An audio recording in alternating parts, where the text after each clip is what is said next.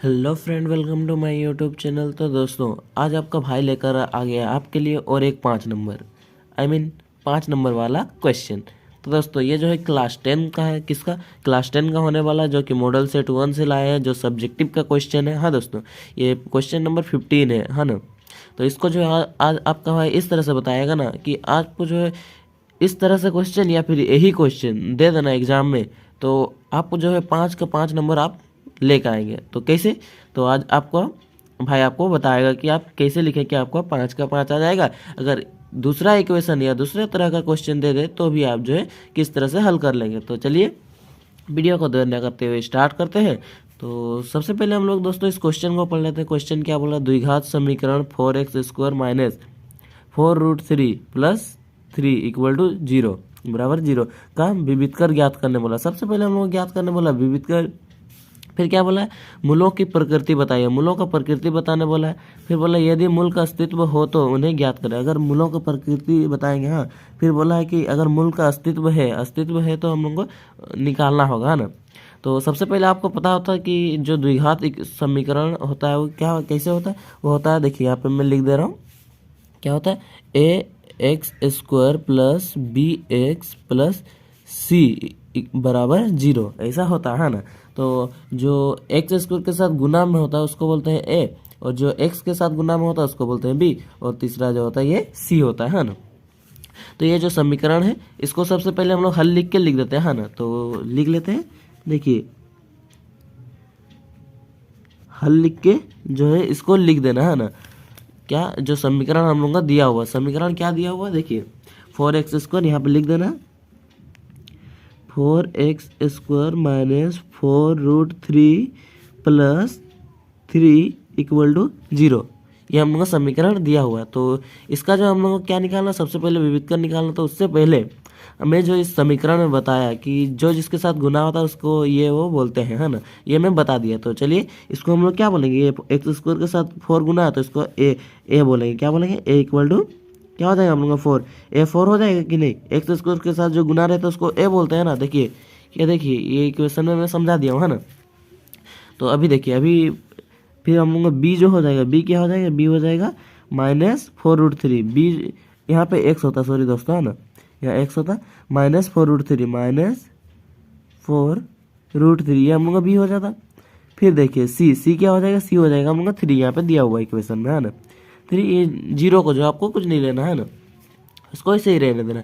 ये जो इक्वेशन है तो इसको जो हम लोग सोल्व करेंगे, तो सबसे पहले हम लोग को क्या निकालना बोला? सबसे पहले हम लोग को निकालने बोला कि विविध कर ज्ञात करें। देखिए विविध कर ज्ञात करने बोला तो इसको हम लोग सबसे पहले निकाल लेते हैं। विविध कर निकालने का फॉर्मूला क्या होता है? तो विविध कर को सबसे पहले जान लीजिए कि इसको डी भी बोलते हैं, यानी कि मैं यह लिख दे रहा हूँ। जो ए होगा इस तरह से ही लिखना है आपको एग्जाम में, दोस्तों। विविध कर क्या हो जाएगा? विविध कर, इसको डी भी बोलते हैं, है ना।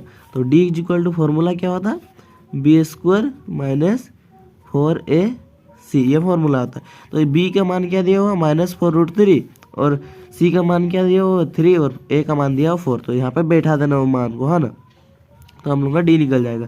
बी का मान क्या? माइनस 4√3। अब बोलेंगे सर इसको हम लोग स्क्वायर कैसे करें? तो ये मैं बता दूंगा आपको, है ना। तो ये सी है, हाँ दोस्तों, सी 4 गुना ए क्या है? ए दिया हम लोग का, ये गुना में है ना, 4 गुना ए गुना सी है ना।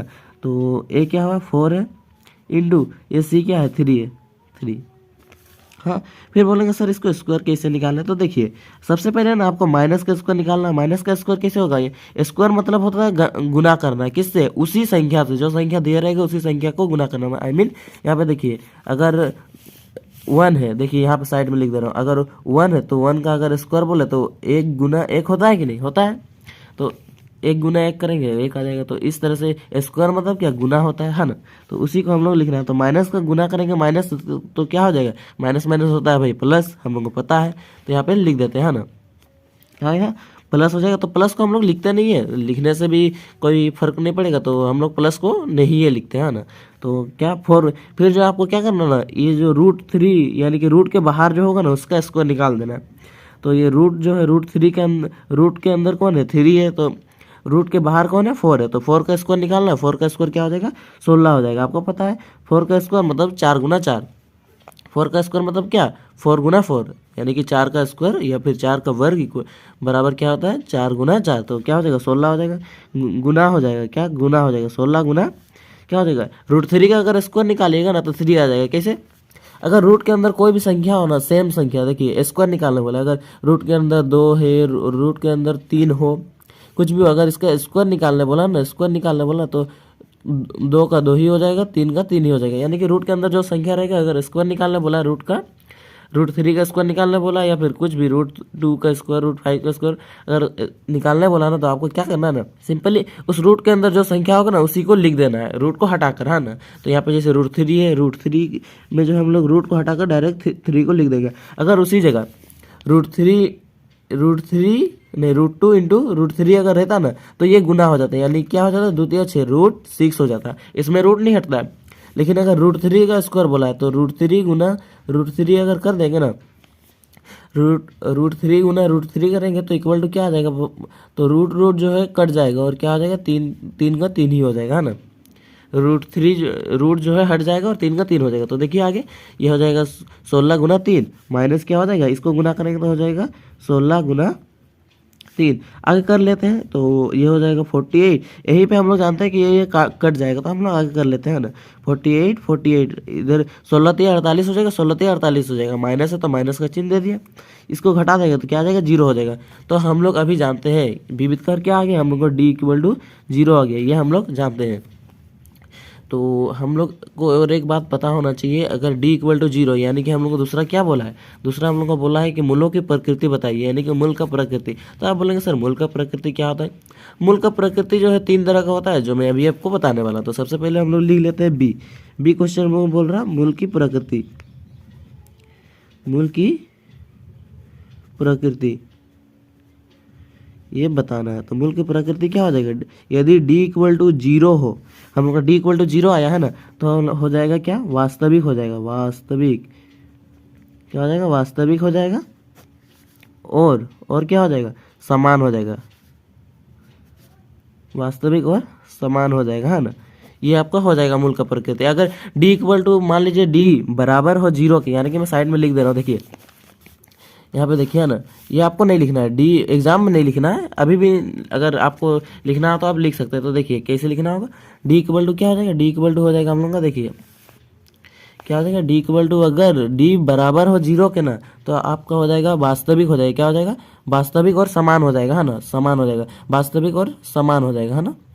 ये बात याद रखिएगा, वास्तविक और समान हो जाएगा।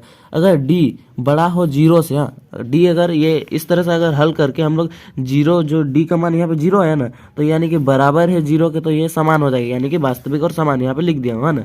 तो अगर D बड़ा हो जाएगा, अगर D का मान निकालेंगे D बड़ा हो जाएगा 0 के, तो ये हो जाएगा हम लोग का असमान हो जाएगा, वास्तविक ही रहेगा, क्या हो जाएगा, वास्तविक ही रहेगा लेकिन असमान हो जाएगा, है ना, असमान हो जाएगा।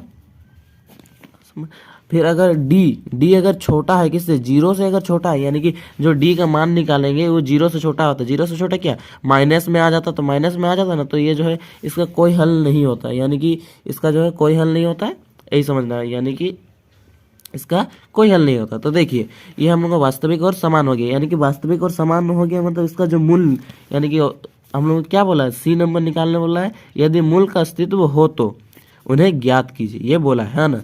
तो अगर मूल का अस्तित्व, तो हम लोग यहाँ पे मूल का अस्तित्व हो रहा है। अगर D अगर छोटा आता है 0 से ना, तो मूल का अस्तित्व नहीं होता, डायरेक्ट लिख देते हैं और आगे सॉल्व नहीं करते। अगर मूल का हम लोग का अस्तित्व होगा, क्यों होगा, क्योंकि ये वास्तविक और समान हो रहा है ना।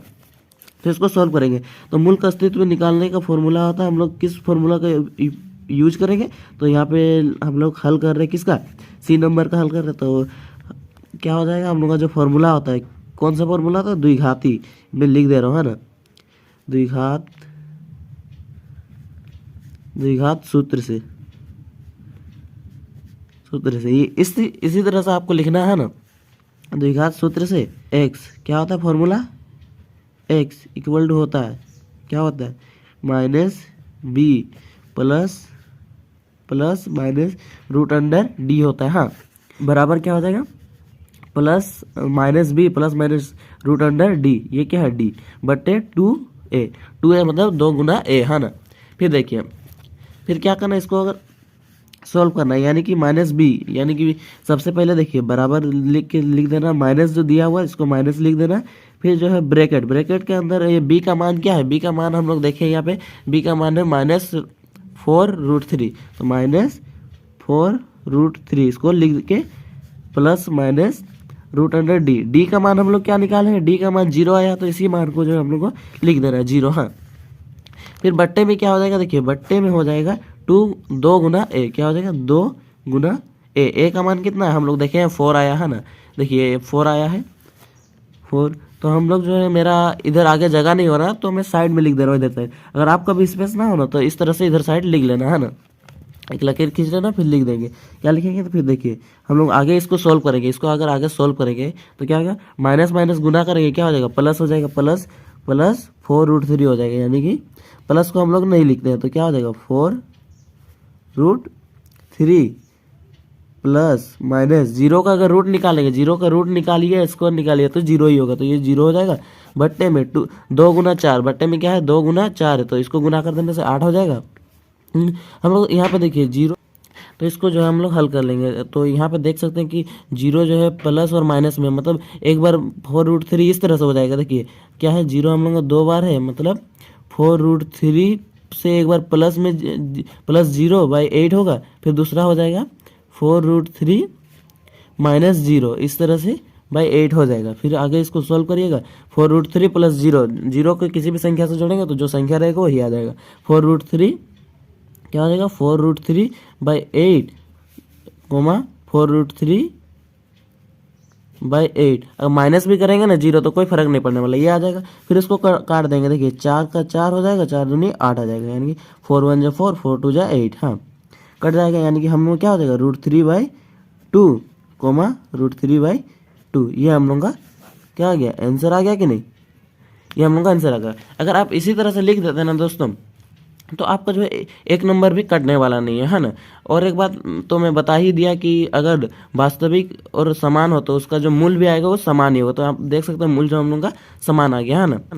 अगर d = 0 हो तो, और फिर यहाँ पे बता दिया कि d अगर 0 से छोटा है, यानी कि d का मान जो हम लोग निकालते हैं वो बड़ा हो गया, किससे 0 से छोटा हो गया, तो वो हम लोग का जो है उसका कोई मूल्य नहीं होगा, उसका कोई अस्तित्व मूल्य नहीं होगा, तो उसको जो है आपको हल नहीं करने जाना है ना, डायरेक्ट लिख देना है कि इसका कोई अस्तित्व मूल्य नहीं है। तो आई होप कि दोस्तों आपको समझ में आ गया।